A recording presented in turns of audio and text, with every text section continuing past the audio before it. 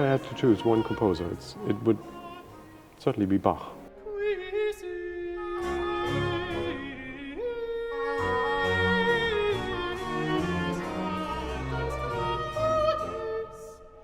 I was born and raised in the Saxon folkland, which is kind of south from Leipzig, and then I came here to study in the year 2000, and I just stayed here and enjoyed the city and all the vibes of all the musicians that have been here before. I'm not only singing, which is basically my main thing, of course, but I'm also an editor for Breitkopf Härtel, and I'm doing all the vocal works by Kuhnau, who was the predecessor of Bach at the Thomaskirche. How did you get into editing from your singing career? I must have started with studying here. I studied in the department of ancient music, and we were always told to have a look at the sources. I was really interested in the sources, and I got more and more interested, and I was critical about editions. At some point we needed some music, some scores for a recording by Kuhnau. That's how I started. In your performing career, what do you do to help you to perform better? First, I'm reading the text, of course, the text and the music, try to find out how it is connected. What is Bach, in this case, doing with a special word? How does he put it in the music? And then I'm always trying to relate to the sources and to have a look at the manuscript, if it's possible. Well, it's great.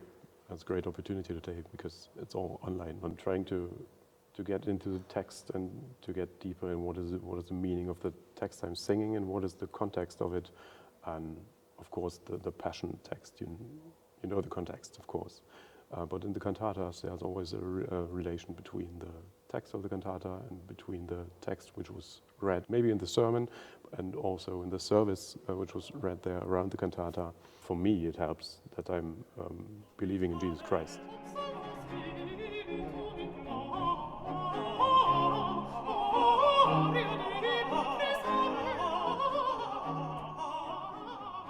St. John and St. Matthew's Passion. I sang them very often, quite often, 20, 30 times St. Matthew and maybe 40 times St. John at the moment. And there's always something new about.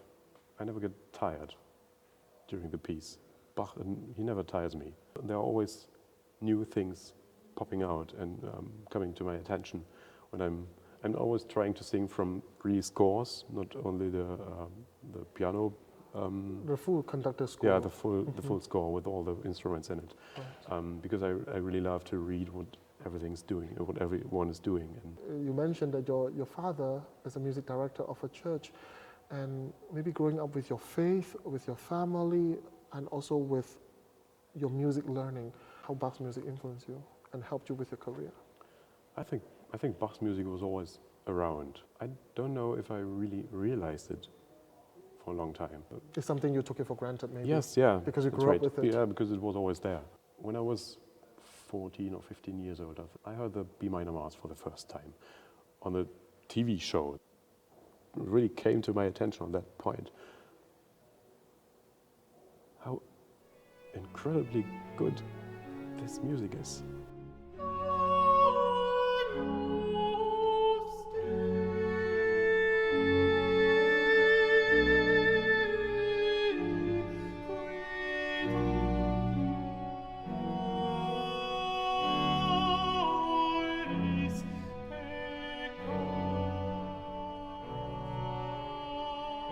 Bach is Bach. If I had to choose one composer, it would certainly be Bach. This music is it's not only sparkling and it's great craftsmanship which he did, but it's so deep on the other side. And it's an expression of his belief, of his faith. I think I never experienced this with any other composer because it's so full of everything. There's everything in it. I once read a book and there he said, the world has never seen a man really dedicating his life to God. And I read that sentence and I thought, there was one guy. There was Bach. He wrote on all his scores, he wrote this Soli Deo Gloria. And he has an impact on the whole world today. And his music is still more alive than in his times, connecting people all over the world. And yeah, that really impressed me. This thinking of, there was a man, he did it, and he's still alive through his music, and through, of course, through his big faith in God.